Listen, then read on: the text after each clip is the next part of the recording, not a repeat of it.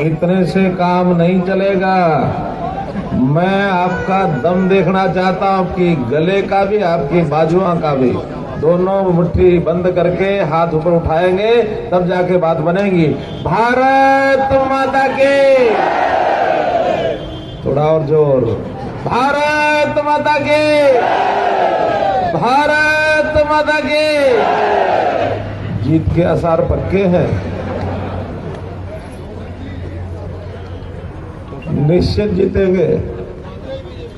और दिल्ली कैंट ये तो जरूर जीतेंगे, क्योंकि फौजी खड़ा है यहाँ और फौजियों का बड़ा मान करते हैं, सम्मान करते हैं। आज हमारे बीच में हमारे प्रत्याशी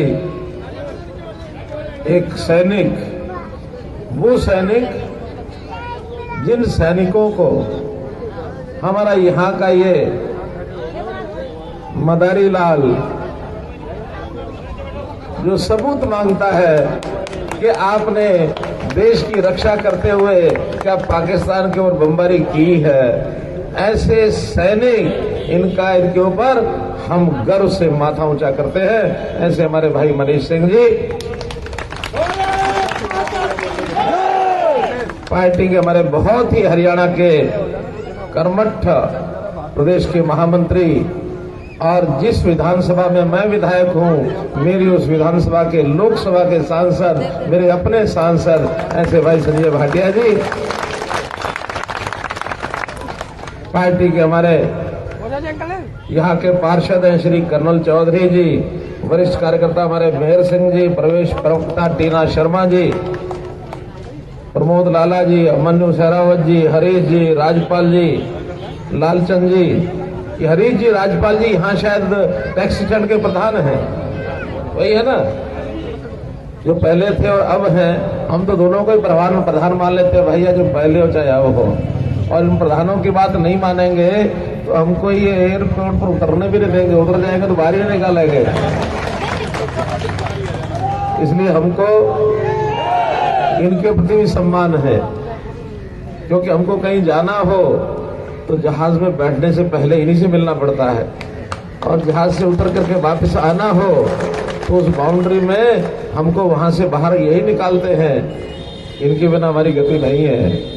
इसलिए फिर हमारे लालचंद जी मैरोलिया, नीना शर्मा पूर्व पार्षद, कैलाश विस्तारक, लतिका शर्मा हमारी पूर्व विधायक है कालका से, हमारे पूर्व विधायक सरदार बख्शीश सिंह जी, नाम बहुत लिखे हैं, जो लिखे हैं वो सब जी, नहीं भी लिखे वो भी सारे जी। बहुत बहुत आपका आभार, अभिनंदन। भाइयों हमारे भूपेंद्र जी, हमारे गुरुग्राम के जिलाध्यक्ष भी यहाँ खड़े हैं, भूपेंद्र चौहान जी। अब कितने ही नाम, हरियाणा तो, और मैं इस एयरपोर्ट को तो हरियाणा का हिस्सा मानता हूँ भाइयों। यहाँ से हमको गुड़गांव जाना हो तो जल्दी पहुंचते हैं, और दिल्ली की किसी बस्ती में जाना हो तो लेट पहुंचते हैं, है कि नहीं है? मैं अपनी बात शुरू करने से पहले कई बात गफलत में रहना जाए, भूल ना जाऊं, मुझे आज पहली बार ये पता लगा है कि यहाँ की हमारी सेवा करने वाली ये जो काली पीली टैक्सी है, इनके ड्राइवरों को एक कष्ट उठाना पड़ रहा है। कोई एक सरकारी गलती हो गई है, मुझे अभी बताया है, अधिकारियों ने मान लिया वो गलती, उस गलती को हम दूर कर देंगे।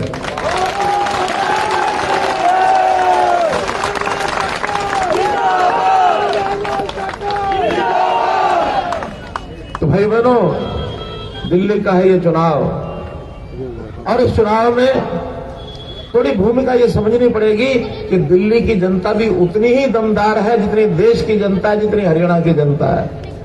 2015 में, 14 में और 15 में एक लेवल तक तो हम इकट्ठे ही हैं, एक ही जैसा काम किया हमने। एक थोड़े से अगले लेवल पर थोड़ी सी चूक हो गई। पहले लेवल पर देश की जनता ने कांग्रेस का शासन बदला, नरेंद्र मोदी जी के नेतृत्व में देश भर में एक सुकून देने वाली सरकार आई, लोगों के विश्वास की सरकार आई, नरेंद्र मोदी जी हमारे देश के प्रधानमंत्री बने। और उसी कड़ी में ठीक 5 महीने बाद हरियाणा में भी कांग्रेस की 10 साल पुरानी सरकार, उसको भगाया, और पहली बार भारतीय जनता पार्टी की पूर्ण बहुमत की सरकार, वहां के हमारे जो भी जनता है हरियाणा की, उनके आशीर्वाद से, और शुभकामनाएं आपकी भी जरूर रही होंगी, क्योंकि आप में भी बहुत ऐसे लोग हैं जिनका हरियाणा से संबंध है। जरा एक बार बताएं, हरियाणा से किस किस का संबंध है? कितनी बड़ी जनता है जिनका हरियाणा से संबंध है। आपकी भी शुभकामनाएं जरूर हमको मिली होंगी, इसीलिए वहां एक परिवर्तन हुआ। परिवर्तन दिल्ली में भी हुआ और नेक नियति से हुआ था, क्योंकि उस समय एक निर्मल वृत्ति के संत, जिसका मैं नाम लूंगा, आप पहले से बता सकेंगे किसका नाम लूंगा मैं? नहीं, दिल्ली में जिसने आंदोलन उस समय चलाया था, बड़ी निर्मल वृत्ति के वो संत थे अन्ना हजारे। क्योंकि उनको भी मैं जानता हूं, अच्छी प्रकार से जानता हूं। मैं उनसे 40 साल पहले उनके गांव में, महाराष्ट्र में रालेगढ़ सिंधी गांव है उनका, वहां गया था मिलने के लिए और मैं उनके जीवन से प्रभावित हुआ। वहां जाकर के हमको पता लगा कि सेना में थे पहले, 6 लोगों की टुकड़ी कहीं अपने किसी अभियान में जा रही थी। अचानक दुर्घटना हुई, 5 लोग मारे गए, अकेले बचे। जब ये बचे तो उनके मन में आया कि मैं भी 6 के साथ 5 के साथ ही जा सकता था, मुझे भगवान ने बचाया है तो हो सकता कोई अच्छा काम लेने के लिए मुझे बचाया होगा। उसी समय समाज सेवा में लग गए। सबसे पहले अपने गांव में विकास के कार्य कराए, सारे देश भर में घूमे। दिल्ली में उस समय जन लोकपाल की बात और भ्रष्टाचार को दूर करने की बात अन्ना हजारे ने चलाई। हमारे दिल्ली का युवक साथ लगा, लेकिन एक गलती हो गई, वो पहचान नहीं सके। उनकी पीठ का सहारा लेकर कंधे पर चढ़ने वाला ये मदारी उनके कंधे पर जाकर बैठ गया। न उनको इसकी पहचान थी, न दिल्ली की जनता को पहचान थी। और जैसे जीत गया, जीतते पहले सबसे पहले किसको धक्का मारा? अन्ना हजारे। अन्ना हजारे का जो नहीं हो सकता, वो दिल्ली का जनता का क्या होगा? नहीं हो सकता कभी भी। तो इसलिए मित्रों, उस प्रभाव में आकर के और अपने अपने क्षेत्र के जो बहुत महारथी लोग थे, अच्छे लोग थे, वो जाकर के इसके साथ जुड़े। लेकिन जुड़ने के बाद उनको भी इसकी पहचान हुई, एक एक करके वो सब भी छोड़ गए इसको। कितने नाम हैं? कुमार विश्वास है, योगेंद्र यादव है, आशुतोष है, कपिल मिश्रा है, कितने हैं? 10-12 ऐसे लोग अपने फील्ड के सब छोड़ गए। और एक एक ने आगे कहानी सुनाई कि क्या तमाशे होते हैं। भ्रष्टाचार खूब, अपने घर में भी भ्रष्टाचार करता है। कुमार विश्वास कहता है कि अगर सुशील गुप्ता को राज्यसभा की टिकट 6 करोड़ में बेचनी थी तो फिर हम मारे थे, हमको ही दे देते। 6 करोड़ में उसको क्यों दिए? जब चाय पर, भोजन पर किसी को बुलाते थे, कहते थे जो भोजन पर आएगा, चाय पर आएगा, 15,000 रुपए की रसीद कटेगी। अरे चाय भोजन मत खिलाओ, 15,000 रुपए क्यों लेते हो? चाय भोजन कराना तो वैसे ही कराओ, नमस्ते करना है वैसे ही करो। लेकिन इस प्रकार का व्यक्ति जो जनता को लूट रहा है, और लूटने के बाद जिस प्रकार के कारनामे किए हैं, सर आपको पता है, एक एक करके जनता के सामने झूठ बोला। ये रेडियो झूठेस्तान, रेडियो गप्पेस्तान, गप्पे मारने वाला आदमी, इससे ऊपर कोई नहीं हो सकता। इन्हें कहा कि दिल्ली की जनता को मैं साफ पानी दूंगा, भरपूर पानी दूंगा। क्या आपके यहां भी साफ सूफ पानी? पता नहीं, वैसे तो हो सकता है एयरपोर्ट के नाते से एयरपोर्ट अथॉरिटी ने कोई व्यवस्था कर रखी हो, नहीं आता पानी। बताओ। तो मेरा ये कहना है कि जितनी गप्पे मारी है, स्कूल कहते मैं इतने स्कूल बनाऊंगा। स्कूल कुल मिला करके एक 26-27 स्कूल उन्होंने बनाए।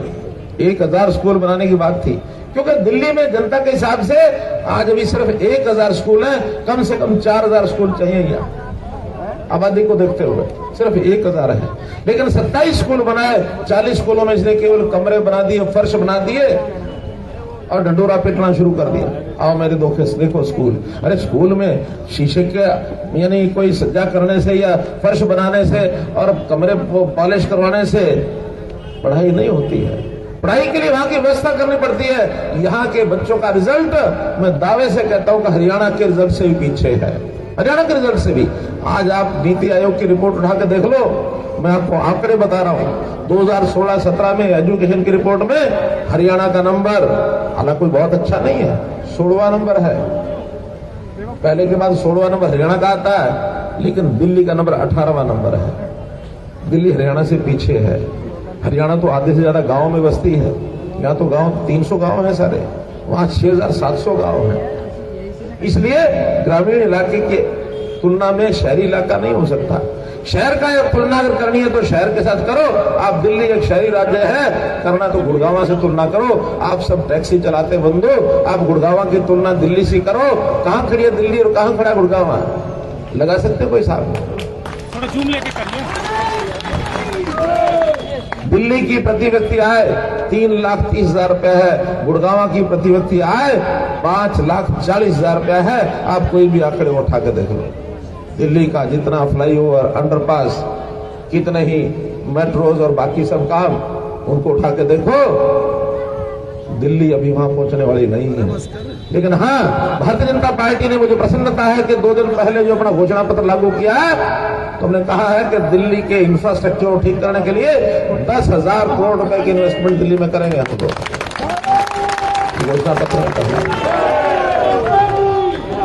ये रेड लाइट्स की समस्याएं सब खत्म हो जाएंगी, ट्रैफिक जाम की समस्याएं सब खत्म हो जाएंगी। मेट्रो का शुभारंभ भी अटल जी के टाइम पर हमने शुरू कराया था। ये शेखी मारने की जरूरत नहीं इनको, अटल जी के टाइम के ऊपर। और दिल्ली मेट्रो कॉर्पोरेशन के पहले अध्यक्ष मदनलाल जी खुराना थे, आपकी जानकारी हो तो। मदनलाल जी खुराना थे। हम इंफ्रास्ट्रक्चर पर ध्यान देते हैं, शिक्षा पर ध्यान देते हैं, बिजली पर ध्यान देते हैं। ये बिजली की शेखी बढ़ाते हैं। सिर्फ 5% लोगों को उन्होंने कहा कि बिजली मुफ्त देंगे। आज कोई एक बिल ला के दिखा दे जिसके ऊपर लिखा हो बिजली का बिल 0, कोई नहीं मिलेगा। अगर रेट 0 लगाएंगे तो उसके साथ फिक्स चार्ज करके इतने रुपए प्रति किलोवाट, प्रति मेगावाट सब लगा लोगों के सैकड़ों रुपए का बिल बनता है। और मैं कहता हूं 5% लोगों की बात आप छोड़ दें, 95% लोग या तो 200 यूनिट से ऊपर खर्च करने वाले हैं, और या फिर इंडस्ट्री और कमर्शियल। आपको किसी को अगर पता हो, इस जगह मुझे पता नहीं कि इंडस्ट्री के साथ जुड़े हुए लोग खड़े हैं कि नहीं खड़े हैं। इंडस्ट्री का रेट क्या है यहाँ का बिजली का? 9 रुपए तो भैया मैं ही 4 इंडस्ट्रियां लगा लूं। यहाँ 12 रुपए न्यूनतम रेट है, 12, 15, 16, 18 तक जाता है। दिल्ली में, हरियाणा में आज भी हम 8.5 रुपया देते हैं। एमएसएमई में 4 रुपया 75 पैसे का रेट लगता है हमारा। दिल्ली से डबल रेट है यहाँ 95% लोगों के। कमर्शियल में 18 रुपए 20 रुपए का रेट है, हमारे यहाँ 11 रुपए 10 रुपए 11 रुपए का रेट है। गुड़गांव के लोग यहाँ खड़े हैं, पूछ लो इनसे। इसलिए ये सब इधर से कान नहीं पकड़ा, इधर से कान पकड़ा, इस प्रकार के सारे धंधे कर रहे हैं। तो यह रेडियो गप्पिस्तान, काम इतना करना, दिखाना इतना, बताना इतना। और प्रचार पर जितना मूल रूप से पैसा नहीं खर्च करते, उससे ज्यादा ये प्रचार पर खर्च करते हैं। इसलिए भाई बहनों, आपने सावधान रहना है। और सावधानी में भारतीय जनता पार्टी की विचारधारा, भारतीय जनता पार्टी का नाम ही, हमारा नाम ही ऐसा है कि हम जनता की चिंता करते हैं, भारतीय जनता की चिंता करते हैं, भारत की चिंता करते हैं। हमारा नाम है भारतीय जनता पार्टी।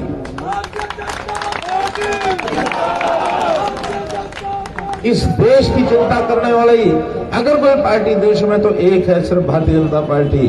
देश है तो सब कुछ है, देश नहीं तो कुछ नहीं। आपने सारी बातें बहुत वक्ताओं ने बताई होंगी, चाहे वो 370 धारा हटाने की बात है, चाहे वो जम्मू कश्मीर से आतंकवाद खत्म करने की बात है। जो मैंने पहले कहा कि आतंकवाद को समाप्त करने के लिए मोदी जी ने सेना को छूट दी थी। समय आप तय करो, स्थान आप तय करो, तरीका आप तय करो, लेकिन आतंकवादियों के ठिकाने ध्वस्त करने हैं। बालाकोट में स्ट्राइक किया, हमारे जो पुलवामा में 42 सैनिक शहीद हुए थे, उनका बदला लेने के लिए हमने वहां स्ट्राइक की, उनके ध्वस्त किए ठिकाने।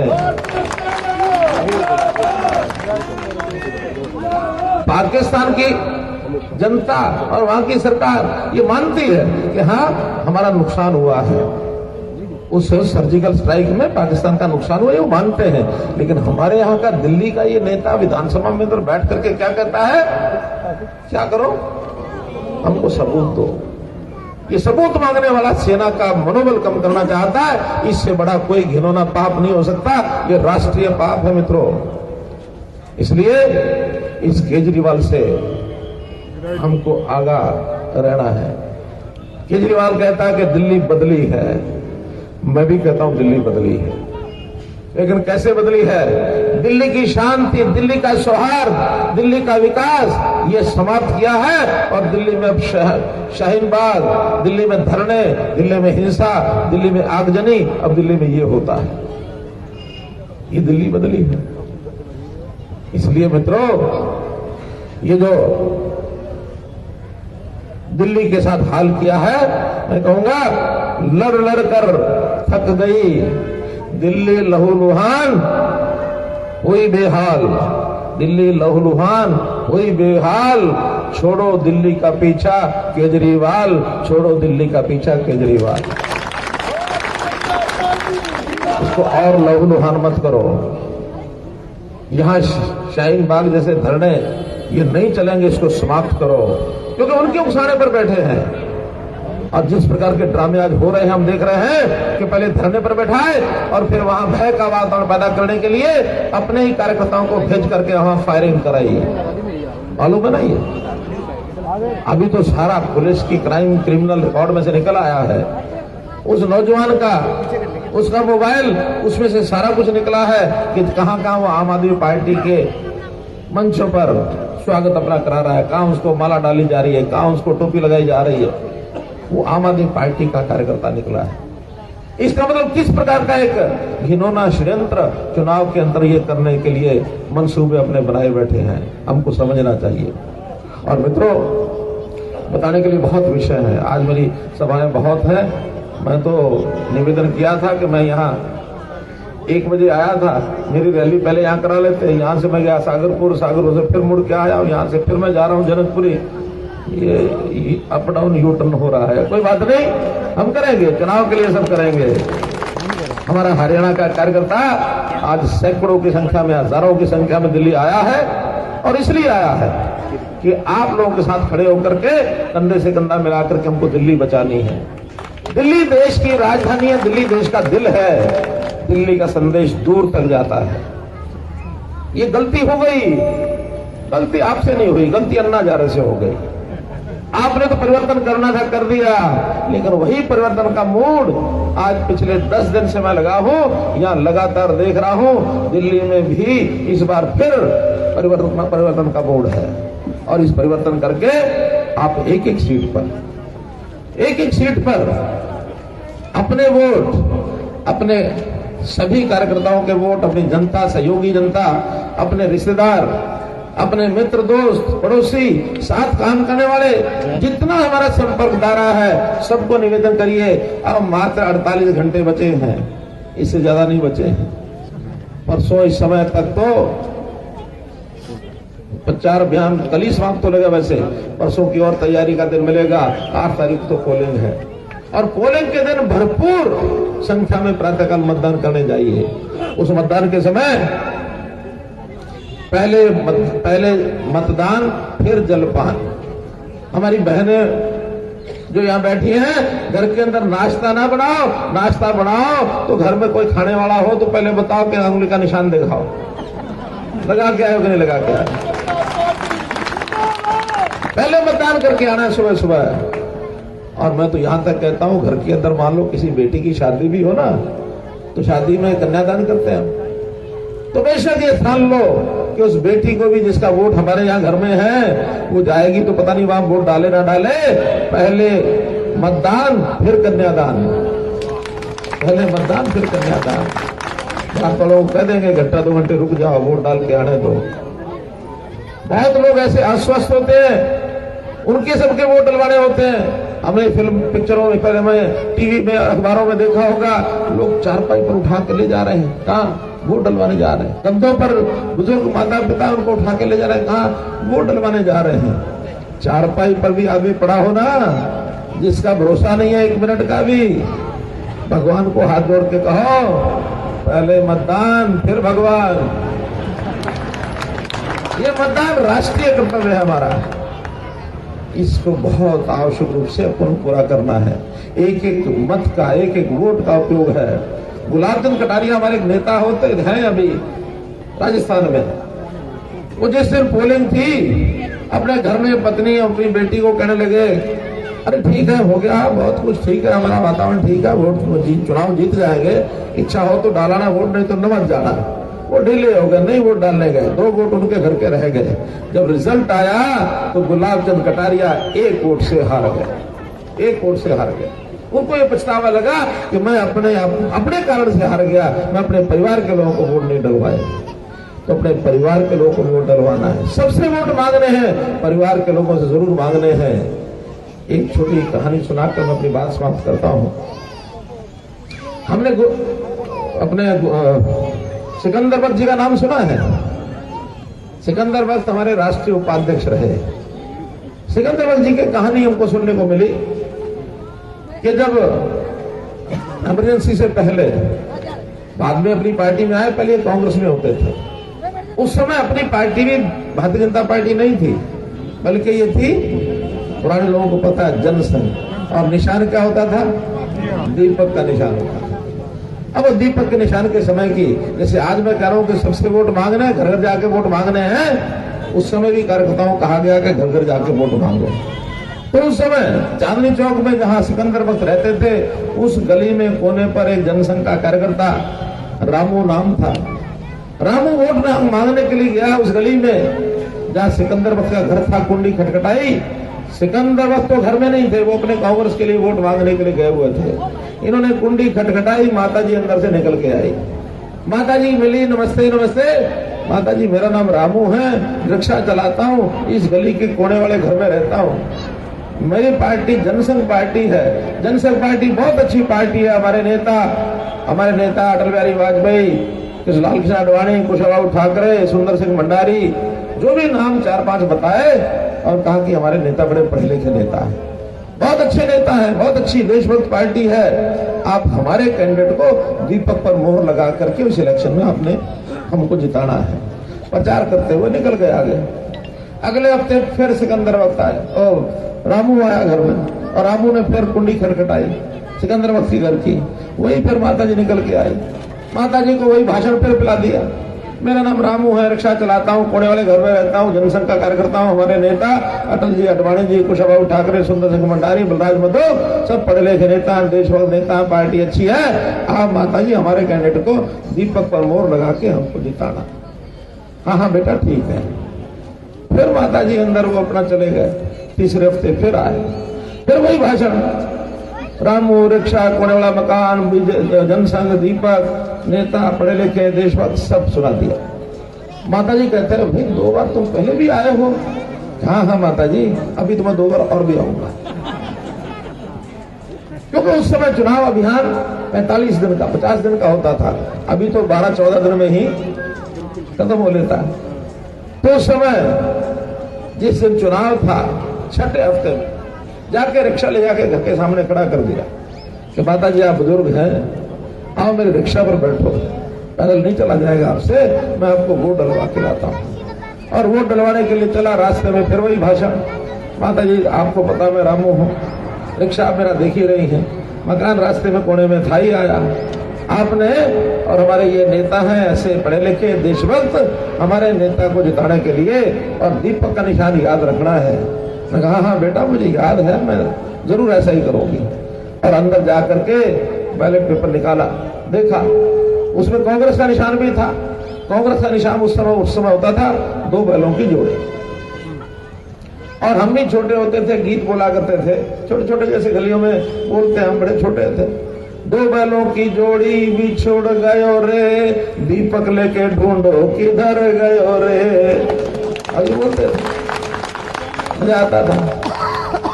तो इस प्रकार से उसने तो बैलेट देखा, आओ देखा नहीं, ताव देखा नहीं, दीपक का निशान, मोर उठाई, धड़ाम निशान पर मारी मोर। उस समय मोर लगते थे, उस समय कोई मशीन नहीं होती थी बटन दबाने की, तो उस समय बैलेट बंद करके, फोल्ड करके और डिब्बे में डाल के आ गई वापस।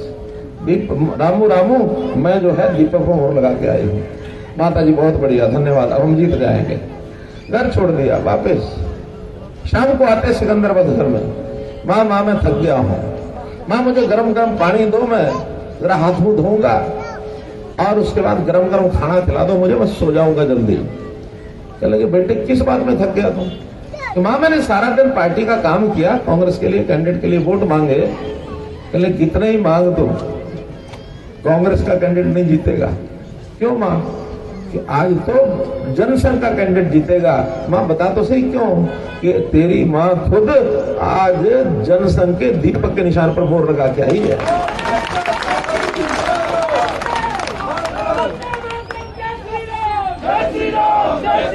सिकंदर ने पूछा, मां क्यों? तेरा बेटा कांग्रेस का नेता और तू बीजेपी को दे के आए, अपना जनसंघ को दे के आई है अपना वोट, क्यों क्यों कर क्या के?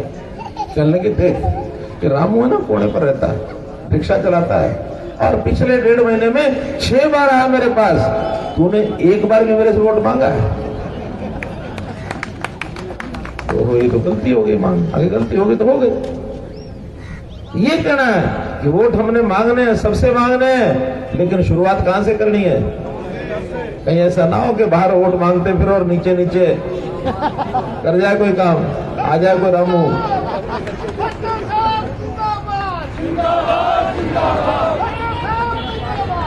वोट कितने डलवाओगे? वोट कितने डलवाओगे? आप घूमने ही वोट कितने डलवाओगे? हजारों के।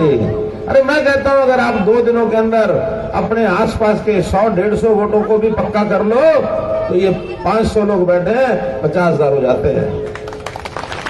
इस मोहल्ले से कर लो, दूसरे मोहल्लों में और भी ऐसा ही अभियान आह्वान कर देंगे, वो भी सब करेंगे। इस बार इतने वोट हमारे अपने इस फौजी को, इस नौजवान को, सैनिक को जिता दो। और देश पर काम आने वाला जो सैनिक होता है वो अपने स्वार्थ के लिए काम नहीं करता है। मैं इनको ज्यादा जानता नहीं हूँ, पहली बार मैं मिला हूँ, लेकिन एक सैनिक के बारे में मेरा भरोसा है कि वो काम करेगा तो आपके लिए करेगा, देश के लिए, अपने लिए नहीं करेगा।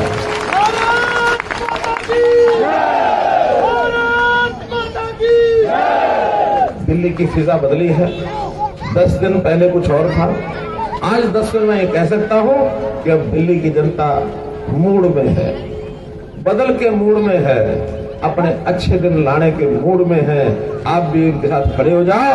और आज तो एक नया जो विषय हुआ है, शायद आपको पता लगा कि नहीं लगा, देश के अंदर इतने बड़े बड़े काम हो रहे हैं देश के लिए, चाहे 370 है, चाहे आतंकवाद समाप्त करना है, और चाहे 3 तलाक के विषय को लेकर के हुआ, चाहे नागरिकता संशोधन कानून के संबंध में हुआ। और आज पार्लियामेंट में नरेंद्र मोदी जी ने घोषणा की है कि जिस ट्रस्ट को बनाने की बात की थी वो आज ट्रस्ट बना दिया है, राम मंदिर के काम का निर्माण शुरू समझो। इसलिए इस उत्साह से, विश्वास से आगे बढ़े, मेरी शुभकामनाएं। हरियाणा के लोग आपके साथ खड़े हैं, जो भी कोई बात हमारे जिम्मे लगाएंगे हम आपके लिए तैयार खड़े हैं। बहुत बहुत धन्यवाद, बहुत बहुत आभार। सब्सक्राइब कीजिए न्यूज इन इंडिया को और बेल आइकन को दबाइए न्यूज से जुड़े लेटेस्ट वीडियोज सबसे पहले देखने के लिए।